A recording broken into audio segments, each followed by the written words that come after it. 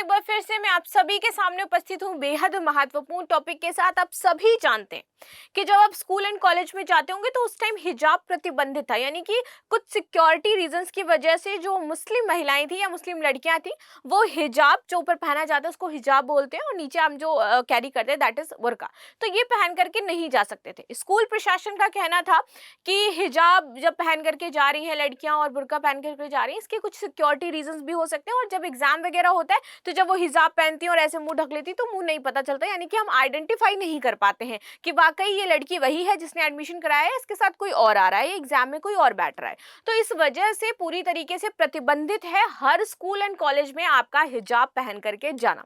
ठीक है, इसी को लेकर के याचिका दायर करी गई सुप्रीम कोर्ट में। केस मुंबई, यहाँ पर ये जो आपका फैसला सुनाया गया था मुंबई हाई कोर्ट द्वारा सुनाया गया था, और इसके बाद वापस से आपका यहाँ पर केस जो है फाइल किया जाता है, सुप्रीम कोर्ट मामला पहुंचता है और फाइनली सुप्रीम कोर्ट ने एक ऐतिहासिक फैसला लेते हुए यहाँ पर कहा है कि जो भी मुस्लिम महिलाएं हैं उनको वस्त्र कैरी करने की स्वतंत्रता है, यानी कि वो अपने अकॉर्डिंग हिजाब पहन करके स्कूल और कॉलेज में जा सकती हैं। उनको स्कूल कॉलेज का जो प्रशासन है वो ये कह करके बाहर नहीं निकालेगा और ना ही मना करेगा कि आप जो है कॉलेज में हिजाब पहन करके नहीं आ सकती हैं। तो इसी के साथ फाइनली सुप्रीम कोर्ट ने ये जो पहले से प्रतिबंधित था हिजाब पहन करके जाना आना, इसको हटा दिया, ये प्रतिबंध पूरी तरीके से समाप्त कर दिया। और यहाँ पर उन्होंने एक तर्क देते हुए बोला कि जो हिंदू लड़कियां हैं वो बिंदी लगा करके आती हैं, ठीक है, वो आप देखोगे कि तिलक लगा करके आती हैं, तो क्या आप उनको तिलक और बिंदी लगाना मना कर दोगे? क्यों मना कर दोगे? क्योंकि वो उनके धर्म को प्रदर्शित करता है इसलिए। वैसे ही सेम मुस्लिम लड़कियों के होना चाहिए कि वो हिजाब पहन के आती हैं तो उनका धर्म प्रदर्शित हो रहा है कि वो मुस्लिम है, तो क्या आप इस चीज को मना कर दोगे? तो वहां पर स्कूल प्रशासन ने बोला कि देखिए हम चाहते हैं कि स्कूल के परिसर के अंदर समानता रहे, यहाँ पर किसी का कोई धर्म ना दिखाई दे ना जाति दिखाई दे, स्कूल के अंदर सब बराबर है। बाकी ये स्कूल का कहना भी सही था, बाकी डिटेल में एनालिसिस करने वाले हम इस चीज का कि क्या इंपॉर्टेंट चीजें हैं, लेकिन आप सभी से इससे पहले मैं ये जानना चाहती हूँ कि वाकई ये जो सुप्रीम कोर्ट का डिसीजन है ये सही है या गलत है? इससे जो चीटिंग जैसे मामले हैं क्या वो बढ़ जाएंगे? सिक्योरिटी रीजंस में कहीं इफेक्ट पड़ेगा या नहीं पड़ेगा? और साथ ही साथ उन्होंने एक लाइन बोली कि क्या हिंदू लड़कियों को तिलक पहनने से आप मना कर दोगे? तो ये भी हो सकता है कि हिंदू लड़कियां फिर भगवा वस्त्र पहन करके आने लगे। तो इस सभी पर मैं आपकी राय जानना चाहती हूँ। अब शुरू कर लेते हैं अपना टॉपिक। मेरा नाम है प्राची मिश्रा और संस्कृति आईएएस के इस प्लेटफॉर्म पर आप सभी का स्वागत है। इससे पहले आप सभी के लिए एक सूचना भी है कि यूपीएससी एंड पीसीएस पर आपको 75% का डिस्काउंट दिया जा रहा है। ये जो ऑफर है आपका यानी कि आज से 10 अगस्त से 17 अगस्त तक वैलिड रहने वाला है। तो जो भी बच्चे इसमें ज्वाइन करना चाहते हैं जल्द से जल्द ज्वाइन कर सकते हैं, सीमित समय के लिए है, तो जल्दी से एनरोलमेंट करा लीजिए। अब देखते हैं यहाँ पर न्यूज क्या थी। न्यूज ये थी कि क्या आप लड़कियों के बिंदी या तिलक लगाने पर रोक लगाएंगे? मुंबई कॉलेज में एक ये घटना हुई थी, इसको लेकर के सुप्रीम कोर्ट में याचिका दायर करी गई थी। मुंबई कॉलेज द्वारा हिजाब पर लगाए गए प्रतिबंध पर सुप्रीम कोर्ट ने ये कहा है कि मुंबई कॉलेज में ये जो हिजाब पर प्रतिबंध लगाया गया है, तो जब सुप्रीम कोर्ट मामला पहुंचता है तो वो कहते हैं कि आपने ये जो प्रतिबंध लगाया ना ये पूरी तरीके से क्या कर रहा है, लोगों को धर्म से विभाजित कर रहा है, दो धर्मों को अलग कर रहा है। वैसे भारत में जो पॉलिटिक्स भी होती है वो इसी टाइप की होती है, धर्म और जाति से संबंधित ज्यादा होती है, लेकिन फिर भी हम यहाँ पर देखेंगे कि स्कूल परिसर में ये चीजें नहीं होनी चाहिए, क्योंकि स्कूल सभी के लिए समान है। स्कूल में हम शिक्षा प्राप्त करने जाते हैं और शिक्षा पर सभी का समानता का अधिकार है, ठीक है। तो उससे हम किसी को ये नहीं कह सकते कि आप इस धर्म से हैं तो हम आपको क्या करें, ये शिक्षा से वंचित कर रहे हैं। तो ये मामला जो है ये बहुत ही ज्यादा पेचीदा हो जाता है। आगे बात कर लेते हैं। सुप्रीम कोर्ट ने शुक्रवार को मुंबई के कॉलेज में हिजाब पर लगे प्रतिबंध को 18 नवंबर तक लागू करने पर आंशिक रोक लगा दी है कि आप इसको लागू नहीं कर सकते हो फिलहाल 18 नवंबर तक, तो बिल्कुल भी नहीं। आगे बात करते हैं। उन्होंने बोला कि छात्राएं स्वतंत्र हैं। यहाँ पर ये जो बात कही गई है कि स्कूल में छात्राएं क्या पहन करके आ रही हैं उसके लिए स्वतंत्र है, पर इसका मतलब ये नहीं है कि आप कुछ भी पहन करके चले जाओ। एक जो स्कूल का ड्रेस कोड होता है शालीनता का, आपको वैसे कपड़े पहन करके जाने हैं। अब स्कूल में आप ऐसा तो है नहीं कि शॉर्ट्स पहन करके चले जाओगे, और हम फॉरेन में तो रहते नहीं है। तो यहाँ पर ये बोला गया है कि छात्राएं स्वतंत्र हैं कि वो अपने धर्म का प्रदर्शन वहां पर करना चाहती हैं, नहीं करना चाहती। उनके धर्म में यदि कोई चीज है हिजाब पहनना, ठीक है, तो वो हिजाब पहन करके जा सकती हैं, स्कूल के अंदर प्रवेश कर सकती है। लेकिन यहाँ पर एक रूल एंड रेगुलेशन है व्हाट इज दैट, कि वो क्लास में हिजाब पहन करके नहीं बैठेंगी, स्कूल परिसर के अंदर तक आएंगी और अंदर आते ही वो अपना हिजाब जो है उसको हटा करके क्लास में अटेंडेंस अपनी लगाएंगे, आके एग्जाम टाइम में वो स्कूल के अंदर हिजाब पहन के आएंगी, यानी कि स्कूल कैंपस के अंदर वो जाएंगी, लेकिन वहां पर जब उनका क्लास होगा तो वहां पर उनको ये अपना हिजाब हटाना होगा। ठीक है, चलिए देखते हैं। पीठ ने परिसर में हिजाब, टोपी या बैच पहनने पर प्रतिबंध लगाने वाली परिपत्र पर रोक लगा दिया है। और रोक लगाते हुए यहाँ पर कोर्ट ने पूछा कि क्या आप बिंदी या तिलक लगाने वाली लड़कियों पर भी प्रतिबंध लगाएंगे। पीठ ने कॉलेज शासन से बोला कि छात्राओं को यह चुनने की स्वतंत्रता होनी चाहिए कि वो क्या पहने और कॉलेज उन्हें मजबूर नहीं कर सकता है। तो आइंदा से कोई भी, जो भी मुस्लिम महिला मुझे इस टाइम सुन रही हो, अगर आप कॉलेज जाते हो हिजाब पहनते हो और आपसे कोई कॉलेज परिसर में आपको बाहर निकाल देता है, या फिर आपके साथ कभी भी ऐसा हुआ है इंसिडेंट, तो मुझे जरूर शेयर करिएगा कमेंट में कि आप लोग स्कूल गए और आपके स्कूल प्रशासन ने आपको सिर्फ हिजाब की वजह से कॉलेज से बाहर निकाल दिया, तो that is really very wrong. और आप अभी कह सकते हो कि सुप्रीम कोर्ट का निर्णय है, आप मुझे कॉलेज से बाहर नहीं निकाल सकते हो। ठीक है, तो वहां पर मजबूर नहीं कर सकता है। ये दुर्भाग्यपूर्ण है कि आप अचानक यह जानकर जागते हैं कि देश में कोई धर्म है। ठीक है, कि उन्होंने बोला कॉलेज प्रशासन से कि आप अचानक से ऐसे कहने लगते हो कि अच्छा इस देश में धर्म की नाम की भी कोई चीज है, तो फिर अब मुझे इस पर राजनीति करनी चाहिए, अब मुझे इस पर निर्णय लेना चाहिए। ठीक है, कॉलेज ने इस पर क्या तर्क दिया है। जब कोर्ट ने कॉलेज को ये बोला, प्रशासन को ये बोला कि आपको इस तरीके से काम करना है और आप किसी को भी प्रतिबंधित नहीं कर सकते हो, देन कॉलेज का रिप्लाई आता है कि मुस्लिम छात्राओं को हिजाब पहनने की अनुमति देने से हिंदू छात्राएं भगवा शॉल पहन सकती हैं। अब वो भगवा शॉल पहन करके आएंगी तो हम उनको भी रोक लगाएंगे। ठीक है, और फिर क्या होगा, प्रतिद्वंदिता बढ़ जाएगी और इससे दो गुट बन जाएंगे एक ही कॉलेज के अंदर। तो मुझे कॉलेज का ये जो बयान था वो वाकई सही लगा। आप लोगों को क्या लगा, आप भी मुझे बताइएगा। कि देखिए, अगर हम पूरी तरीके से ये कह देते हैं कि आप दोनों लोग अपने अपने धर्म को प्रदर्शित करिए, तो वो भावना जब हमें छूट मिल जाती है ना, तो हम उसको बहुत और भी कहते हैं ना कि फॉर ग्रांटेड लेकर के चीजें करने लगते हैं और बहुत रेडिकल हो सकते हैं। यहाँ पे सिचुएशन कॉलेज के अंदर रेडिकल हो सकती है कि फिर क्या होगा, दो वर्ग बन जाएंगे, कि एक मुस्लिम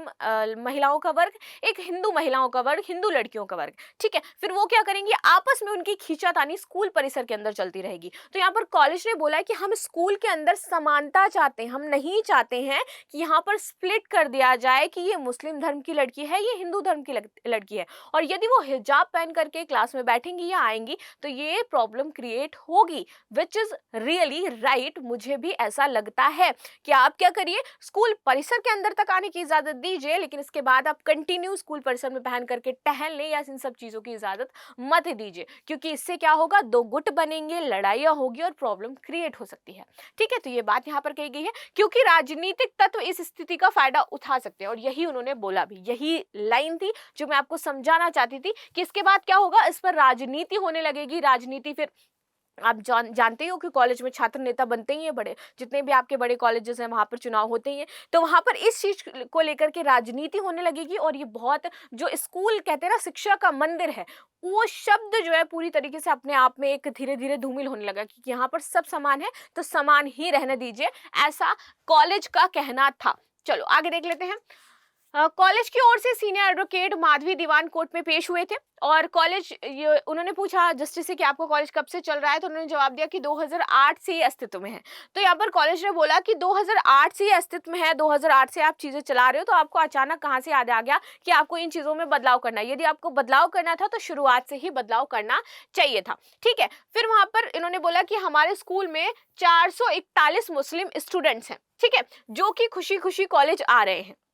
जब ये उन्होंने नियम लागू किया तो 441 जो मुस्लिम महिलाएं थी वो कॉलेज आना कंटिन्यू आ रही थी। उसमें से सिर्फ कुछ 5 या 6 लड़कियां थी जिनको प्रतिबंध कर रखा था, ठीक है, प्रतिबंधित थी, नॉट उन्होंने प्रतिबंध कर रखा था, यानी कि वो इस प्रतिबंध से खुश नहीं थी तो वो कॉलेज नहीं आ रही थी, सिर्फ 5-6 लड़कियां। और उन 5-6 लड़कियों ने ये केस कहाँ पहुंचा दिया, सुप्रीम कोर्ट पहुंचा दिया। तो आम जनता के पास पावर तो है, ये तो आप भी समझ रहे हो। ठीक है, पावर अगर देखनी है तो बांग्लादेश में भी देख सकते हो आम जनता की, बट वो आम जनता की पावर नहीं थी। बांग्लादेश की जो सिचुएशन है वो पूरी तरीके से खैर अलग है, इस पर हम अभी नहीं जाएंगे, ये हमारे टॉपिक से रिलेटेड भी नहीं है, बात करेंगे हम यहाँ पर। तो उन्होंने बोला कॉलेज पर्सन ने कि देखिए 441 जो मुस्लिम स्टूडेंट्स हैं वो तो आ रहे हैं, सिर्फ 5-6 स्टूडेंट्स की वजह से मैं इस नियम को चेंज नहीं करने वाला हूँ, और आप ये जो प्रतिबंध हटा रहे हो मुझे इससे भी कोई दिक्कत नहीं है, लेकिन कॉलेज परिसर के अंदर, कॉलेज के अंदर छात्राएं इस तरीके की कोई भी एक्टिविटी नहीं कर सकती हैं।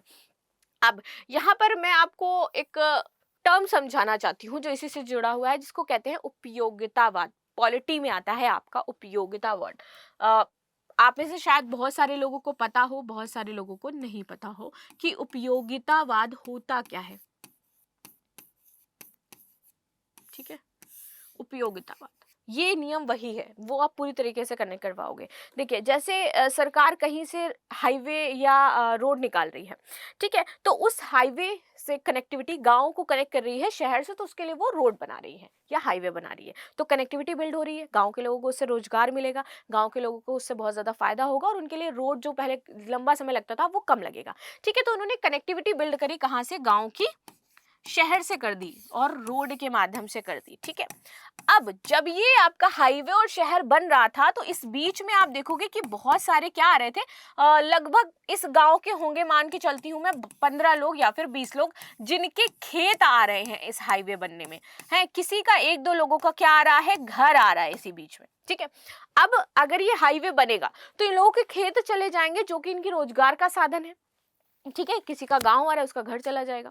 तो यहाँ पर सरकार क्या कह रही है कि देखिए, अगर ये गांव शहर से कनेक्ट हो जाएगा ना, तो इस गांव के लगभग आप मान के चलो 20,000 लोगों को क्या मिल जाएगा, रोजगार मिल जाएगा। 20,000 लोग इससे क्या हो रहे हैं, लाभान्वित हो रहे हैं, यानी कि 20,000 लोगों को फायदा हो रहा है इस रोड बनने से। लेकिन उसमें से सिर्फ 15 या 20 लोग हैं जिनको थोड़ा सा नुकसान हो रहा है, उसकी भरपाई हम करेंगे, इसके बदले हम आपको थोड़ा सा पैसा दे देंगे। तो यहाँ पर ये देखा जा रहा है, नुकसान के बदले फायदा ज्यादा जिस चीज में होता है वो काम सरकार कर देती है, और यही उपयोगितावाद कहलाता है कि क्या उपयोगिता है, उस समय मांग क्या है। ठीक है, इससे क्या हो रहा है, इन लोगों को ज्यादा फायदा हो रहा है, गांव के लोगों को फायदा हो रहा है, बीच में हाँ घर द्वार आ रहे हैं तो सरकार उसको मैनेज करेगी। तो यही आपका जो नियम कहलाता है उपयोगितावाद का नियम कहलाता है, यानी कि चंद लोगों को यदि किसी चीज से नुकसान हो रहा है लेकिन उससे एक बहुत बड़ा ह्यूज मास हम कवर कर रहे हैं पब्लिक का, जिसको फायदा हो रहा है, जिसको लाभ मिल रहा है, जिसको हम सुरक्षित कर पा रहे हैं, तो यहाँ पर ये बोला जाता है उपयोगितावाद। और ये नियम सिर्फ यहाँ नहीं हर जगह लागू होता है। ये टर्म आपका जरूर पॉलिटी का है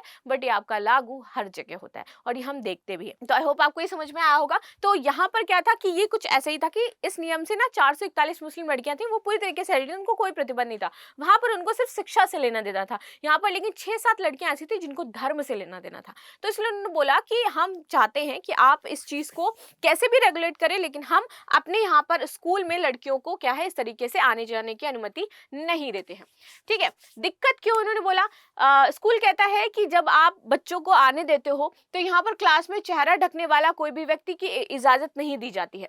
बेंच ने इस बात पर अपनी सहमति जताते हुए ये बोला है कि क्लास में चेहरा ढकने वाला कोई भी परिधान पहनने की इजाजत नहीं दी जा सकती है। ये कोर्ट ने भी बोला है कि आपको क्लास में ऐसा चेहरा ढक करके बैठ करके नहीं पढ़ना है। ठीक है, हम ऐसी किसी भी निर्देश में दखल नहीं दे रहे हैं जो पहले से बना हुआ है, हम बस परिसर के अंदर घुसने की बात कर रहे हैं कि आप घुस सकते हो पहन करके, लेकिन क्लास में को बैठ करके नहीं पहन सकते हो। ठीक है, मुंबई के कॉलेज में हिजाब, बुर्का और नकाब पहनने पर रोक को मुंबई हाई कोर्ट ने बरकरार रखा था। इसके बाद ही ये मामला आपका कहाँ पहुंच गया था, सुप्रीम कोर्ट पहुंच गया था, क्योंकि मुंबई हाई कोर्ट ने बोला कि ठीक है आप चलने दो, ये सही आपका फैसला है, और फिर ये सुप्रीम कोर्ट पहुंच जाता है। ठीक है, तो यहाँ पर ये सारी चीजें थी, आई होप आपको समझ में आया होगा। इससे पहले आप देखोगे कर्नाटक में भी ये केस आया था जहां पर इसको खंडित आदेश दिए गए थे। कर्नाटक का केस ये था कि 13 अक्टूबर 2022 को हिजाब बैन के मामले में सुप्रीम कोर्ट का खंडित आदेश आया था। सुप्रीम कोर्ट ने तत्कालीन जस्टिस हेमंत गुप्ता ने जहां हिजाब बैन के कर्नाटक हाई कोर्ट के फैसले को बरकरार रखा था, वहीं दूसरी ओर जस्टिस सुधांशु धूलिया थे खंडित मामला में कि सुप्रीम कोर्ट के 2 जज हैं, दोनों ने अलग अलग फैसला सुना है। एक ने उनके फैसले को बरकरार रखा जो कर्नाटक हाई कोर्ट ने दिया कि प्रतिबंध रहेगा, एक ने प्रतिबंध को खारिज करने का फैसला लिया कि हिजाब के बैन के फैसले को क्या कर दिया जाए, खारिज कर दिया जाए। इसके बाद इस मामले को चीफ जस्टिस के सामने भेजा गया ताकि इसका उचित निर्णय हो सके। इसी के साथ यह मामला भी टैग किया गया कि जिस पर सुप्रीम कोर्ट ने कॉलेज में हिजाब के बैन के निर्देश पर रोक लगा दी है। तो इस तरीके से ये हमें और भी केसेस देखने को मिलती है जहां पर बहुत सारे पर्सन कहते हैं एक्चुअली कॉन्ट्रोडक्टी है कि बैन है, सही बात है, होना भी चाहिए, और एक साइड ये है कुछ का कहना है कि नहीं होना चाहिए। बीच का रास्ता ये है कि अगर आप स्कूल के अंदर प्रवेश कर रहे हो तो स्कूल की अपनी एक गरिमा होती है, मर्यादा होती है, जहां पर धर्म का कोई लेना देना नहीं है। तो इसलिए आपको स्कूल के अंदर बिना किसी धर्म का प्रदर्शन किए हुए, चाहे वो हिंदू धर्म के हो चाहे वो मुस्लिम धर्म के लिए, आप वहां शिक्षा प्राप्त करने जा रहे हैं तो आप शिक्षा पर ही फोकस करिए। ठीक है, आप कदम रख सकते हैं बुर्का पहन करके, लेकिन आप वहां पूरे स्कूल परिसर में टहल नहीं सकते हैं, क्लासेस नहीं ले सकते हैं, दैट इज नॉट गुड। ठीक है, चलिए, तो आप सभी की क्या राय है मैं जानना चाहती हूँ। मिलते हैं नेक्स्ट क्लास में, तब तक के लिए धन्यवाद। लाइक एंड सब्सक्राइब करना बिल्कुल भी ना भूलें। Thank you so much.